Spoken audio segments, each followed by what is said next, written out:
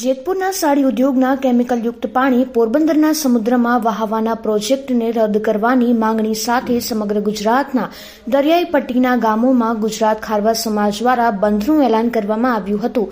તેને પોરબંદરમાં જબરો પ્રતિસાદ મળ્યો છે. ગુજરાત ખારવા સમાજના પ્રમુખ પવન શિયાળની અધ્યક્ષતામાં એવો નિર્ણય લેવામાં આવ્યો હતો કે 26 ડિસેમ્બરે આ પ્રોજેક્ટના વિરોધ માટે ગુજરાતના દરિયાઈ પટ્ટી પરના ગામોમાં બંધ પાડવામાં આવશે.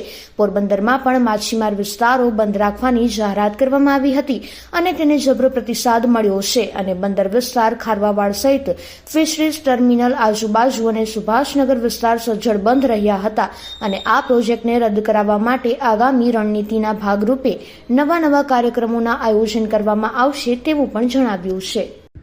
જેતપુરના સાડી ઉદ્યોગના કેમિકલયુક્ત પાણી પોરબંદરના સમુદ્રમાં વહાવવાનો પ્રોજેક્ટ રદ કરવાની માંગણી સાથે ગુજરાત ખારવા સમાજ દ્વારા પોરબંદર સહિત રાજ્યના દરિયાઈ પટ્ટીના ગામો બંધ કરવાનું એલાન કરવામાં આવ્યું હતું.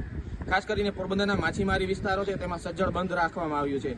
ખારવા સમાજના વાણોટ પવનભાઈ શિયાળના માર્ગદર્શન નીચે થયેલી અપીલને માછીમારી ઉદ્યોગ સાથે સંકળાયેલા લોકોએ સ્વીકારી છે અને પોતાનો વિરોધ પ્રગટ કરીને આ વિસ્તાર સજ્જડ રીતે બંધ પાડ્યો છે. એટલું જ નહીં પરંતુ ડીઝલ પંપોથી માંડીને ચા પાણીની નાની કેબિનો પણ બંધ રહી છે. ત્યારે હવે સરકારે આ મુદ્દે નક્કર કાર્યવાહી કરીને ફેર વિચારણા કરવી જ રહી. પોરબંદર રાજકાલ જિજ્ઞેશ પોપટ.